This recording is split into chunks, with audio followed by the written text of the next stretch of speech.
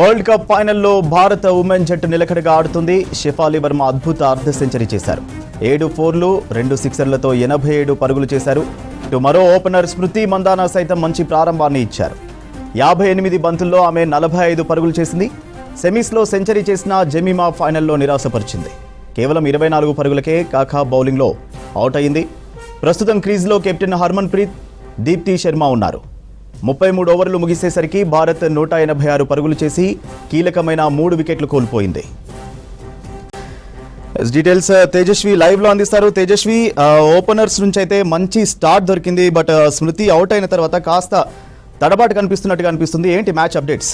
మన team India first openers ఎలా see of చేస్తారు, మ్యారిజాన్ క్యాప్ లాంటి వాళ్ళని ఎలా ఎదుర్కొంటారు అని చాలా ఒక ఆలోచన అందరికీ వచ్చింది. కానీ ఓపెనర్స్ మంచి స్టార్ట్ ఇస్తే మనకి తర్వాత మ్యాచ్ అంతా ఈజ్ అవుట్ అవుతుంది, తర్వాత వచ్చే వాళ్ళు ఇంకా బాగా పర్ఫామ్ చేస్తారు అని అనుకున్నాము. సో ఓపెనర్స్ అయితే వాళ్ళ బెస్ట్ ఇచ్చారనే చెప్పాలి. స్మృతి మందానా కానీ ఇటు షెఫాలి వర్మ ఇద్దరు కలిసి 104 రన్స్ పార్ట్నర్షిప్ చేశారు.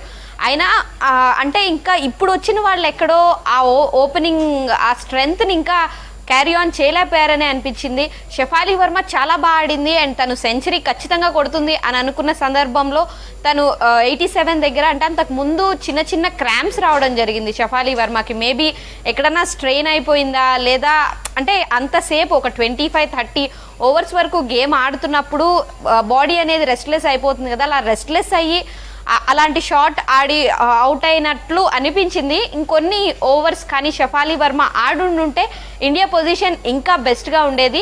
అండ్ స్మృతి మందానా కూడా 45 దగ్గర అవుట్ అవ్వడం అనేది కొంచెం డిసప్పాయింటింగ్. కనీసం హాఫ్ సెంచరీ కొట్టి స్మృతి మందానా అవుట్ అయి ఉంటే ఇంకా బాగుండేదేమో.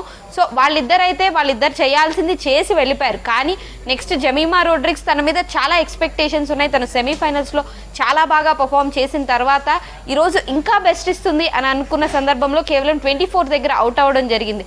అండ్ వన్ డే క్రికెట్లో ఏంటంటే ఒక వికెట్ పడిన తర్వాత కంటిన్యూస్గా వికెట్స్ పడుతూ ఉంటాయి. అదొక ట్రెండ్ లాగా కంటిన్యూ అవుతూ వస్తోంది.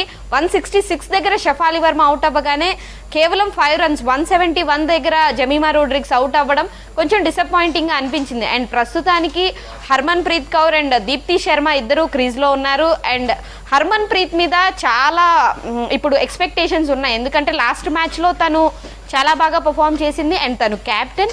అండ్ దీంతో పాటు నాకౌట్స్లో తను ది బెస్ట్ ఇస్తుంది కాబట్టి అండ్ తనకి ఇదే లాస్ట్ వరల్డ్ కప్ కూడా. ఇప్పటి వరకు 5 వరల్డ్ కప్స్ ఆడిన తర్వాత యాజ్ ఏ క్యాప్టెన్గా తనకి ఇది ఫస్ట్ వరల్డ్ కప్. సో ఇంత బాగా తను లీడ్ చేస్తూ ఇక్కడి వరకు తీసుకొచ్చిన తర్వాత హర్మన్ ప్రీత్ ఇప్పుడు కనుక స్కోర్ చేయకపోతే తన మీద అండ్ తన టీం మీద ప్రెషర్ పడుతుంది. కాబట్టి హర్మన్ ప్రీత్ కౌర్ కనీసం హాఫ్ సెంచరీ చేస్తే నెక్స్ట్ ఇంకా రిచా ఘోష్, అమన్ జోత్ లాంటి బిగ్ హిట్టర్స్ ఉన్నారు. వాళ్ళ గేమ్ ఎలా ఉంటుందంటే వచ్చామా కొడితే 6 కొట్టాము లేదా అవుట్ అయిపోయాము అన్నట్లు ఉంటుంది. కాబట్టి సో వాళ్ళు లాస్ట్ 5 ఓవర్స్లోనో లాస్ట్ 5-6 ఓవర్స్లో వస్తే ఆ గేమ్ని బాగా రేస్ చేస్తారు. సో హర్మన్ ప్రీత్ అండ్ దీప్తి శర్మ ఇద్దరు కొన్ని ఎక్కువ ఓవర్స్ ఆడి కొంచెం మంచి రన్స్ కనుక పెట్టగలిగితే నెక్స్ట్ వచ్చే రిచా ఘోష్, అమన్ జోత్ లాంటి వాళ్ళకి ఇంకా ఈజ్ అవుట్ అవుతుంది.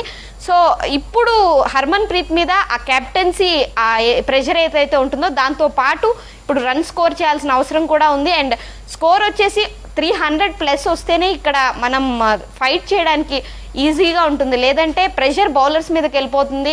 అండ్ అటు బ్యాటింగ్ చేసే వాళ్ళకే కాదు ఇటు బౌలింగ్ చేసే వాళ్ళకి కూడా ప్రెషర్ ఉంటుంది. కాబట్టి ఈజీగా రన్స్ ఇచ్చేస్తారు. అలాంటి సిచ్యువేషన్ ఉండకూడదు అంటే ఇప్పుడు నెక్స్ట్ వచ్చే బ్యాటర్స్ కూడా మినిమం 300+ స్కోర్ అయితే పెట్టగలిగితే, ఇలాంటి సిచ్యువేషన్లో ఇప్పుడు 300 చేస్తే అవతల బ్యాటర్స్కి ఆ ప్రెషర్లో 350లా అనిపిస్తుంది. సో ఎంత ఎక్కువ స్కోర్ పెడితే అంత బాగా మనం ఫైట్ చేయగలిగే కెపాసిటీ ఉంటుంది సూర్య.